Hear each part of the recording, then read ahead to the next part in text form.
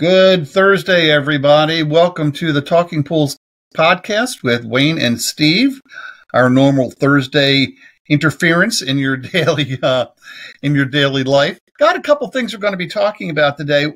The first one we're going to go touch base with is actually finishing up on our last podcast when we were talking about contracts and things of that nature. And we really didn't hit, Steve, anything about commercial contracts, which can be, and usually it's like a completely different issue than, say, your standard, homeowner residential kind of contract. So let's talk about some of those differences and what you've experienced and things to look out for and things, just generally talk about it. So take it away, Stephen. So, yeah, we talked a little bit about it last week, and, we kind of went in a totally different direction, which happens in the show. And that's, we had other good topics that we talked about, which were great. But I think that it's so important to have good contracts, right? Especially commercial contracts. But I did want to touch on a few residential things that I didn't touch on, that we didn't touch. Anytime that you, and whether you have contracts or not with your clients at the beginning, it doesn't really make the most amount of sense. But like I said, if you're going to have them, the best thing to do is to send them all out at the beginning of the year, as opposed to trying to figure out April 2nd and March 3rd, and when did they start? And now, every month you're inundated with sending out 7 contracts and 12 renewal contracts and different things like that, right? The number one thing, though, is anytime that you are going to drain somebody's pool, you have to tell them that their pool could pop out of the ground. Okay. Now, is that going to happen in all parts of the country? No, but we have this thing called hydrostatic pressure, right? 1 gallon of water weighs 8.33 pounds.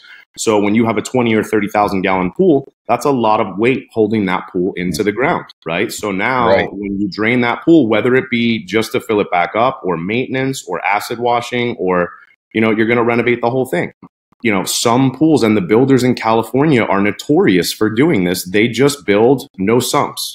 So in New Jersey, where I'm from, and, the whole East Coast, everybody knows about hydrostatic pressure. So underneath the main drain, there is, the main drain cover is a sump, and in the bottom of that sump is that hydrostatic relief valve. And it's more or less a reverse check valve that's going to, if it feels pressure from underneath and there's no water in the pool, it opens up, 1/16 of an inch or whatever it is, and lets in groundwater. It's letting in groundwater. It's also letting in rocks. It's also letting in twigs and pebbles and stuff that's coming in from the groundwater, right? As far as soil and things like that. So you have to be aware when I've had it where you fill the pool back up, and then overnight you lose, a half of the pool, and you did an acid wash or whatever it may be. Now you got to go check that in the bottom of the main drain. But again, that hydrostatic pressure can, pop your pool out of the ground.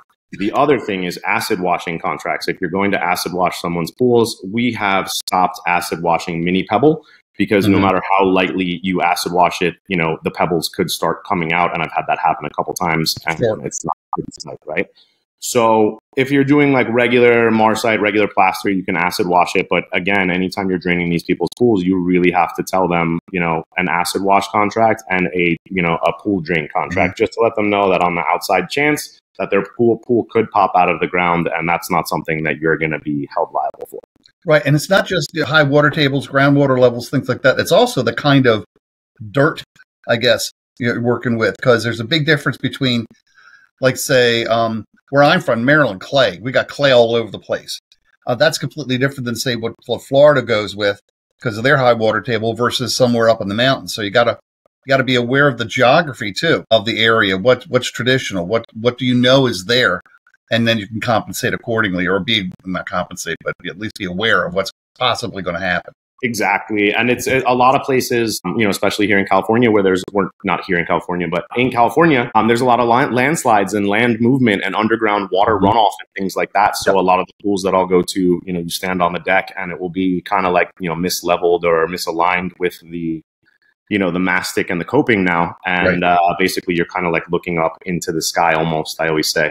And that's an exaggeration, but, it could be a problem of underground water runoff.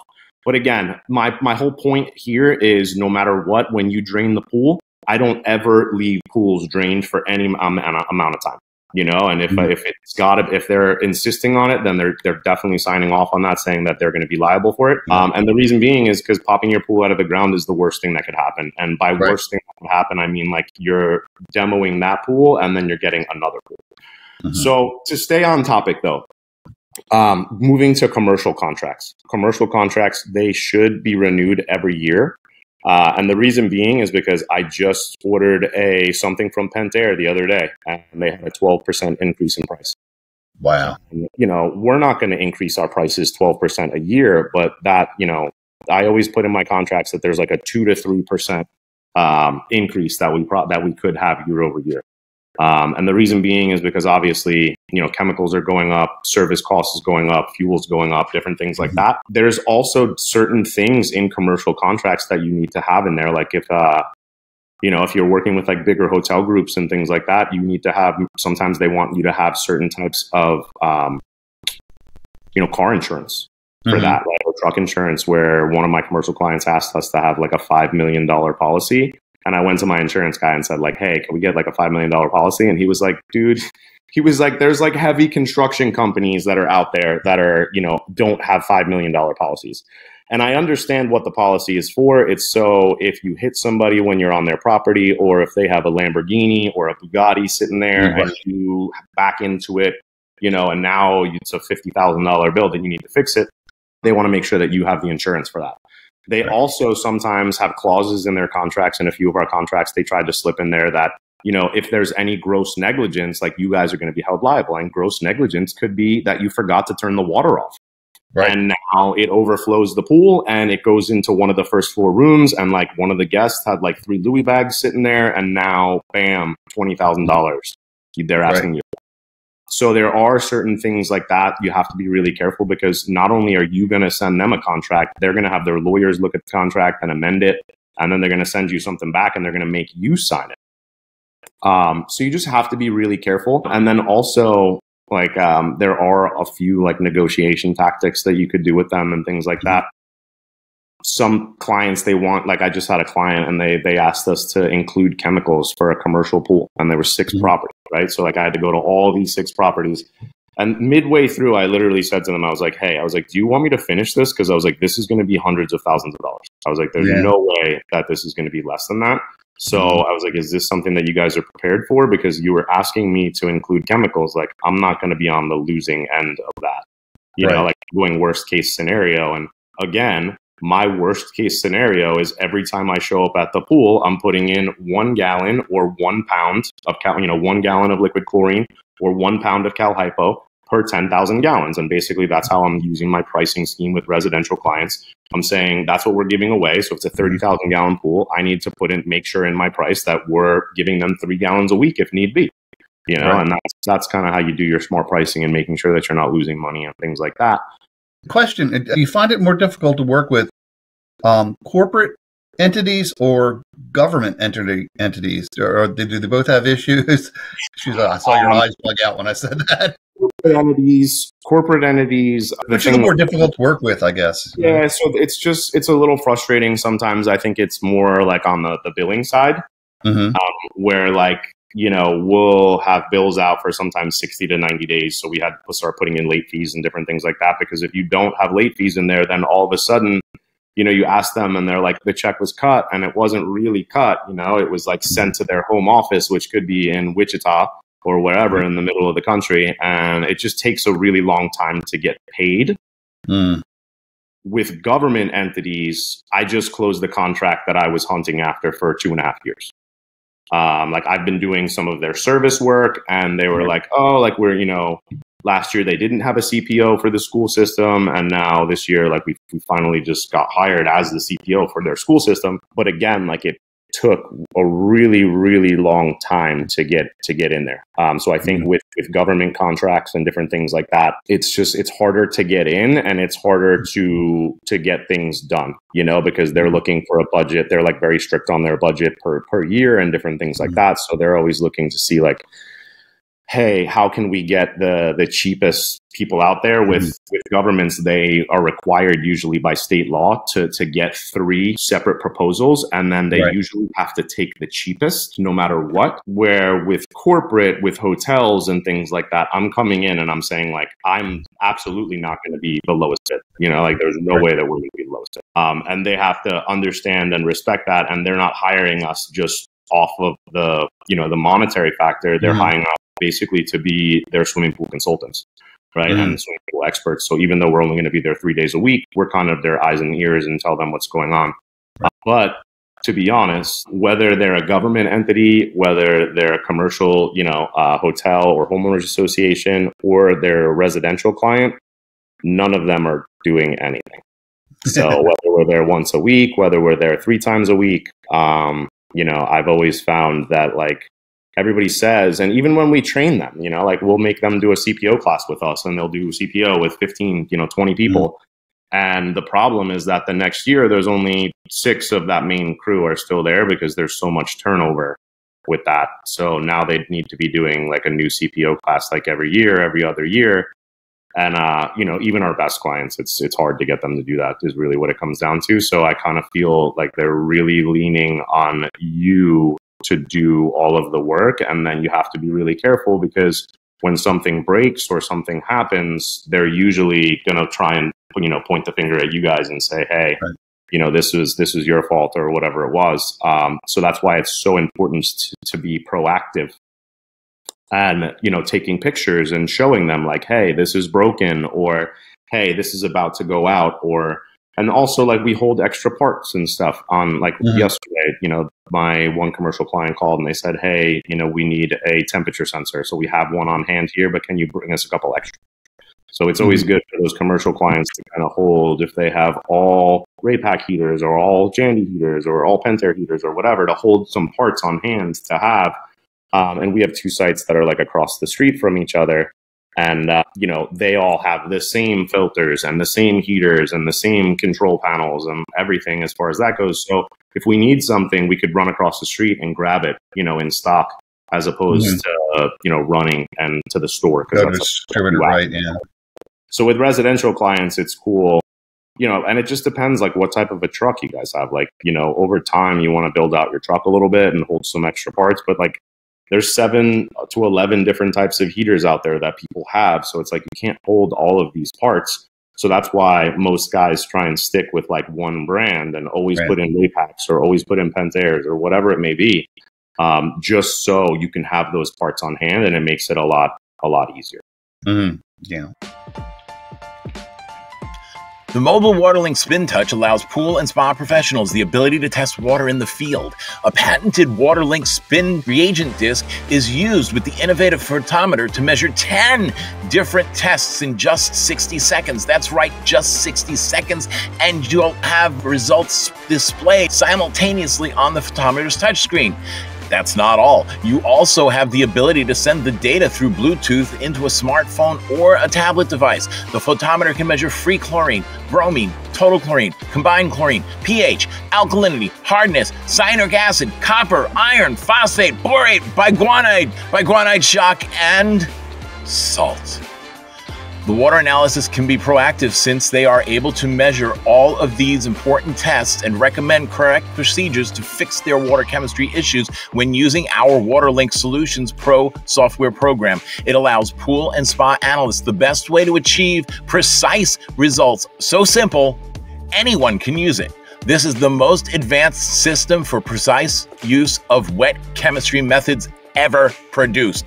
Pool and spa analysts can achieve precision without time-consuming tests or cleanup procedures. This groundbreaking analysis system is so simple, no vials to fill, no prep time, no guessing. To learn more about this innovative lab, visit www.waterlinkspintouch.com. Again, www.waterlinkspintouch.com. The Talking Pools podcast has 4 shows each week. Monday, The Team from Down Under. Tuesdays with Andrea and Paulette. Thursdays with Wayne and Steve. And Fridays with Rudy. Click subscribe or follow so you don't miss a thing. Yeah.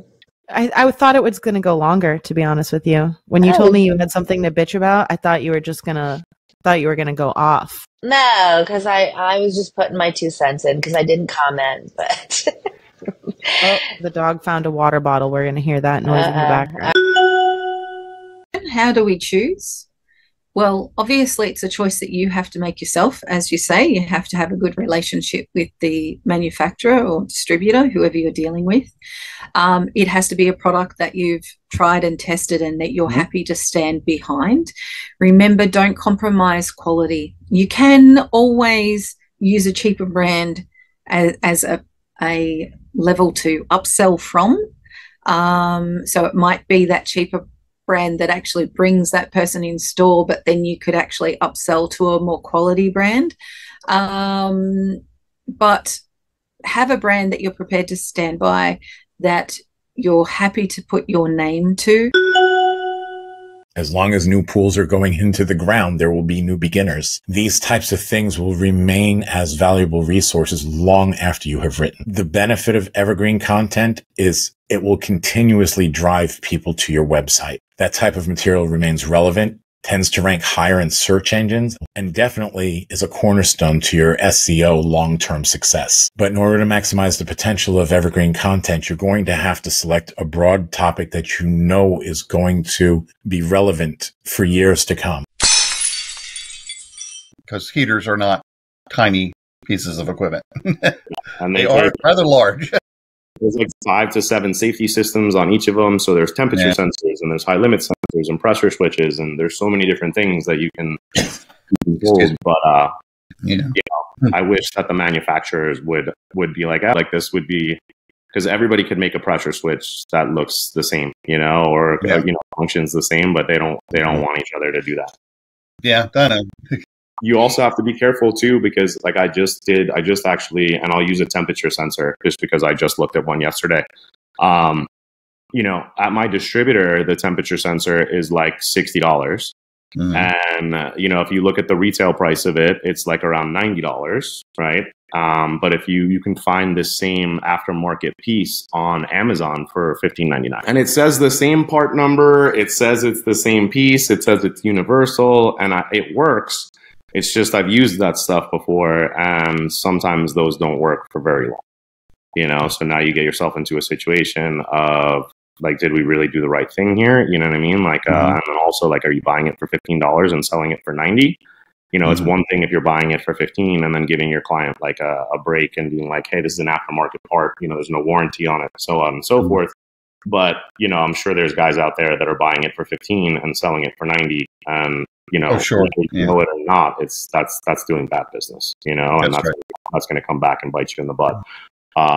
And I always tell my clients, like, hey, you know, I can get you this OEM part, but it's going to be, people don't ever believe me. Like with cartridges, sometimes the OEM cartridges, if you have 4 cartridges in a filter, they're $200 a pop. But like I can go on Amazon and get a 4-pack for $125 too, you know? So it's the same cartridge and it's the same size. It's just the quality of the, you know, of these aftermarket parts. You just have to be really careful with. That's right. So it always comes down to a question of quality versus quality. I mean, quality versus cost. So that's what I meant to say. You know, what's more important for the customer or even for you, you know? Yeah. And saving time, money, and energy, I talk about it like that. And even though that's going to save me some money for sure, again, like I don't want to have to go back to this person's, you know, pool, and 3 weeks later we're switching that part out again, or 6 weeks later we're switching that part out again because it's broken, you know?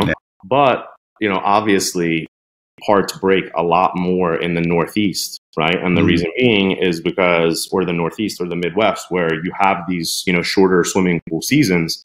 And, you know, kind of officially we are coming to the end of the season, right? On the, you know. Exactly right. Exactly. I had a question on top of my head, and now it's completely gone, like my hair, about the differences. Oh, I remember. There you go. We can get it here. We can't get it here. Is oversight a big difference between, say, government account versus a corporate account on the commercial side? Like, do you have somebody breathing down your neck all the time at a hotel, or you know, when you do a government contract, say for a state or for a city, is there somebody whose job it is to make sure you're doing your job right? You know, how does that work? Yeah, there's a lot of oversight in that aspect. But again, sometimes it gets convoluted because they'll send you an email and they'll be like, hey, you know, I know that you sent a reminder for payment for something. Could you let us know what bills like we're late on? And it's like you have all of the bills, so a lot of times like they'll come back with something like that. But what I really feel the vibe that you get working with commercial, and this is why a lot of people don't want to work with commercial or government clients, it's hurry up and wait. So they will call, you call them and you have an issue or you want to get paid or, whatever. You call them and it's like radio silence, you know? But when they have an issue, they're calling you and they're like, hey, we need this fixed yesterday. Now with my clients that we service, we provide, like when I tell them basically at the beginning, you are my most important client. Now I have a few commercial clients, but I treat them all the same. And you have to understand and respect the fact that like, if I can't come today or like there's an issue and it's not like a super huge issue, like we're going to get to this tomorrow and we'll be here first thing tomorrow.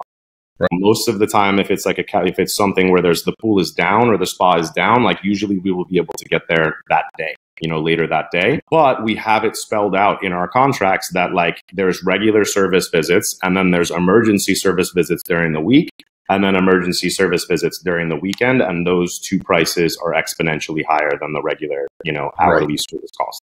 That's something that, again, you should be spelling out in your contracts. Also, you should be spelling out in your contracts, like, are you cleaning cartridges? Are you draining their spa and filling it up with fresh water? Like that doesn't happen, in 5 minutes, especially since in all of the states, it's illegal to fill your spa off of the pool.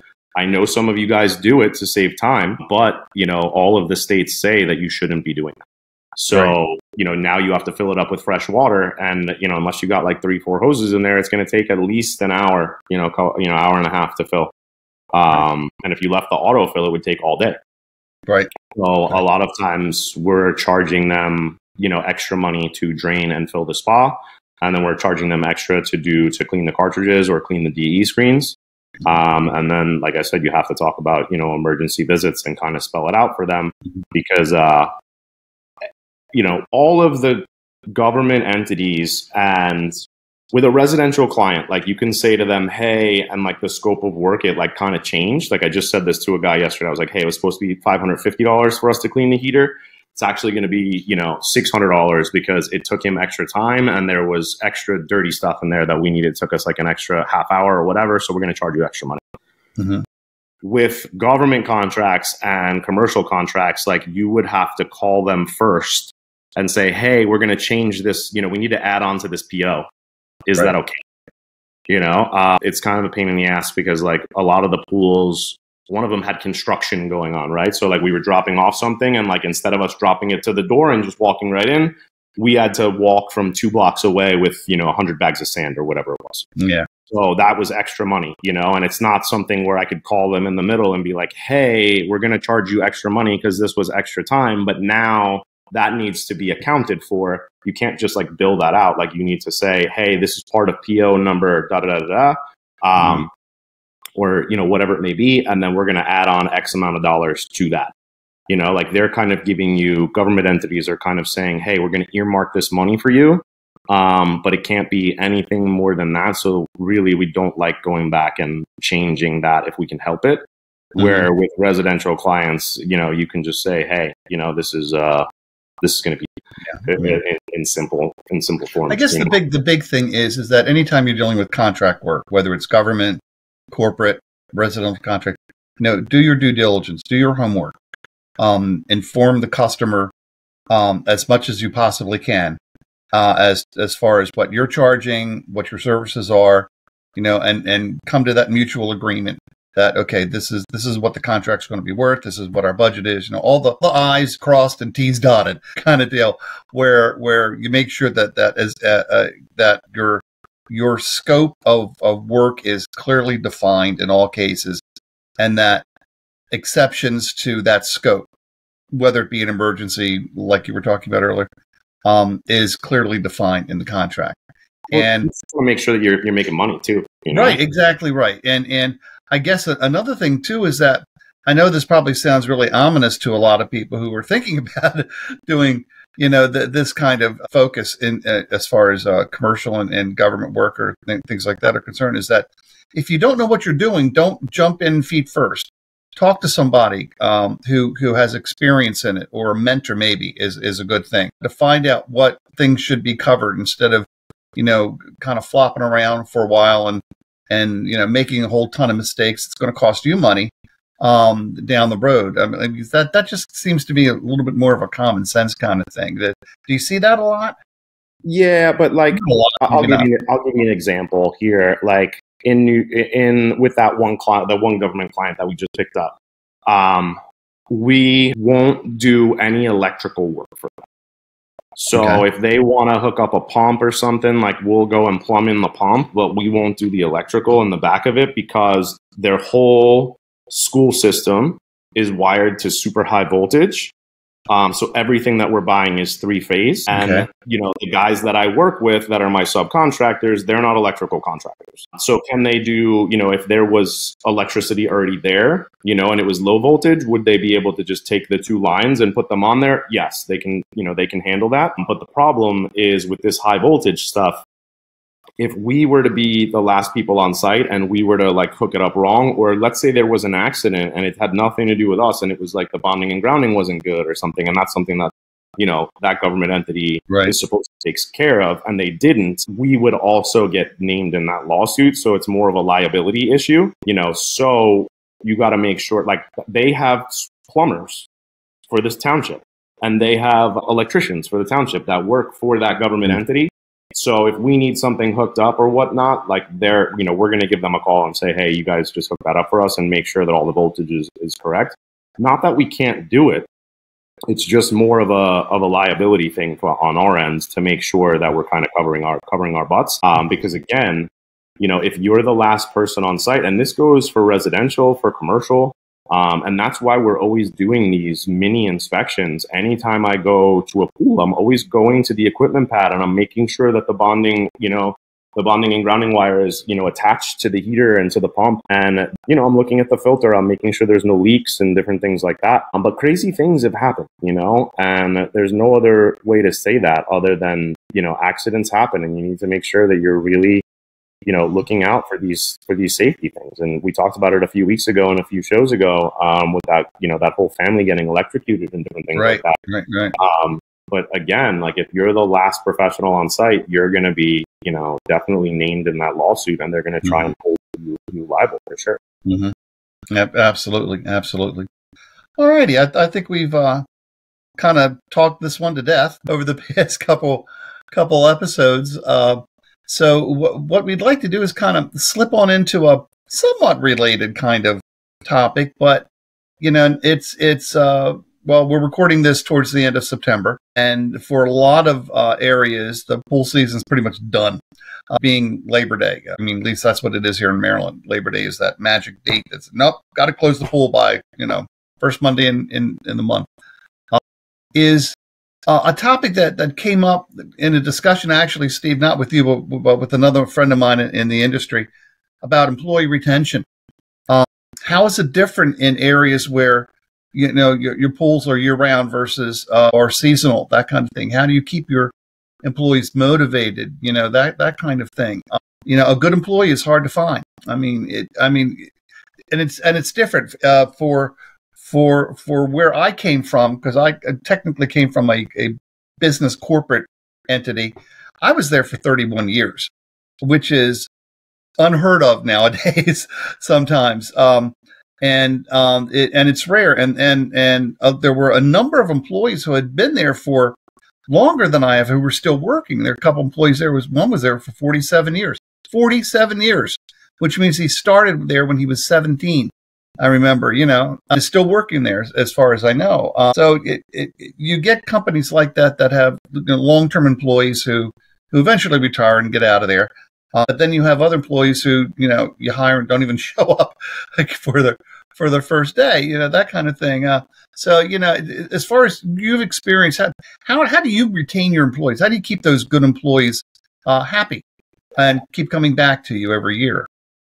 So the first, it's your charm. It's your charm. That's what it is, Steve. no, it's not. I mean, it doesn't matter how good of a boss you are or how nice you are to your employees. If you're not going to pay them properly, then they're not going to stick around.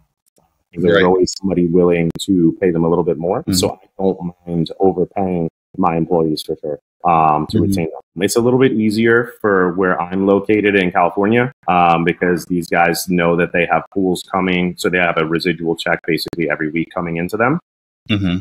Where, you know, on the East Coast and the Midwest, they're closing the pools. So now this guy is working for you for 5-6 months maybe. But if you don't have indoor pools and you don't have like extra work for this guy, you know, you got to lay him off. And now he's going to be collecting unemployment checks, and maybe that's not enough for him and his family. So maybe he needs to get a second job. And now, you know, it's in a different industry, and it's real easy for him to kind of slip away from you in those 6 to 9 months. Sure. Where with the guys that are working for you all year long, like we're working with them all year long and they have a check all year long. So it makes it a lot easier for them to decide, hey, this outlook for me, they can kind of see the light at the end of the tunnel. They're like, hey, this is working, you know? Where I remember even for me at the end of the pool season, it was like we were happy, but at the same time, like half of the guys were getting like, you know, so I was on salary at that point. So I would go to, you know, the indoor pools and I would have work. So once or twice a week, I'd go out to indoor sites and different things like that. And then we were doing CPO classes. So there was a lot of work to be had. But even for me, like I remember, you know, one time my boss was like, okay, hey, like we're going to be, you know, getting stone delivered from the stone company, and where they're going to put it on the driveway and you guys are going to shovel it onto the driveway. And I remember thinking like, what am I doing this for? You know? And it was just for us to get extra hours, you know, and I kind of understand it a little bit more now as I'm a little bit older. Cause like, I definitely didn't like doing like the lawn of my boss's house. You know, I was like, why am I doing this? Like, I don't understand. Like this isn't the scope of work, you know, is really the way that I looked at it. But again, like, where I am, it just kind of real quick related, Steve, is that a lot of the pool companies, the service companies, because the season's so short, also do things like landscaping, snow removal when it snows, that kind of thing. So they keep their employees or certain employees year round doing those kind of jobs. So it's not just pool; it's somewhat related other things within the scope of that company, and you see that a lot here in the mid Atlantic area. Right. No, and that's the thing, right? You have to adapt and do whatever you can to survive, right? So if you're not doing pools all year long, then landscaping or snow removal or, you know, all that stuff that you were just talking about makes it really attractive for them to do. And also you already have a client base, right? Like you already have 50, 60, 70 clients that they have a pool, they also have a lawn. You know, and if you can have that type of a dual company where, you know, you're retaining these clients all the time, it's really great. But again, not only just retaining your employees, it's also retaining your clients as well too. And that's really hard, because if you can't retain your employees, then, you know, your clients are like, why is like this, you know, in the last 12 weeks, you've had 4 different guys come to my pool. And I've worked for some bigger pool companies where like they have 6 accounts, and if one of the accounts complain about you, or you're off all 6 accounts, you know, and they'll just shove somebody else on the account, which is, you know, good and bad, because to that employee, sometimes that's a loss of like a couple $1,000s a month, you know. One of my employees, you know, who also does his own pools, just told me that some of his clients, he was like, hey, like I'm losing X amount of dollars per month. And I was like, what do you mean? You know? And he was like, well, my clients came and they said that they don't want us to come anymore. They're going to let their pool go green for the winter time, and then we'll come back and they'll rehire us in, you know, the spring. And I was like, what? And that's such a common thing in California, that like Pasadena and Altadena, which are up by like Eagle Rock in that area, like northeast LA, they actually will ride around in a helicopter and look and see if people's pools are greens, and they will give them a fine if their pool. I've actually had some people call me and be like, hey, I need the pool drained and cleaned and filled, but we're not going to use the pool and we don't really care. And I'm like, so then why are you calling me if you don't care? And they're telling me like, like we got fined by the city and they told us that we need to, get it drained because it was such a mosquito problem, by us. Mm-hmm. So again, if you don't have the clientele, then it's really hard to keep your employees. So how do you build out a new route for somebody? Or, my biggest problem is when I hire a new guy, like I don't trust him enough to give him a whole route. Right. Sure. But like 1 day or 2 days of pools might not be enough money for him to actually survive. So like I have a few guys that they also work in restaurants at night, or they also have a second job, My goal with them is to, after the first year or two, that they have so many pools with us that they don't have to work at another job, Mm-hmm. But I remember when I first started doing pools, even here in California, when I first opened my business in 2015, I was working for another company for 6 months. I also was bouncing, at a bar, at that bartending on Sundays as well too, just to make ends meet. Mm-hmm. So it's really hard in our industry, again, if you're working for someone else, to make a really steady living. So again, as a boss, as someone who owns your own company, you really have to, be able to pay these guys what they're worth, right. And that comes into, are you charging enough? And that's why I always have to quantify it to my clients. Why they're like, wow, you're really expensive. And I'm like, when you do the numbers, I'm like, if I'm paying my guy, $20 a stop and it's 5 weeks for the month, that's $100 that I just paid that guy. And now I'm also paying for the chlorine. So the chlorine is, X amount of dollars per gallon. We're giving you. Yeah. Mm-hmm. Mm-hmm. Right. Yeah. It's not easy. I get that. I guess that's why I'm glad I never went out on my own and did it. But I think the next time we get together is and it's kind of employee related too, Steve. Let's talk about how you find a good employee, a good new hire. What to look for. What are some red flags? What are some green flags? That kind of thing. And we'll touch base on that next time.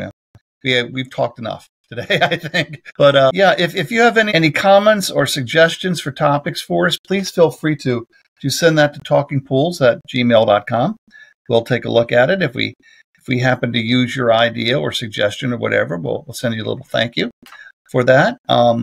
For Steve and myself, and for everybody at Talking Pools, have a great week, and we'll be talking to you next Thursday. Take care. Bye-bye.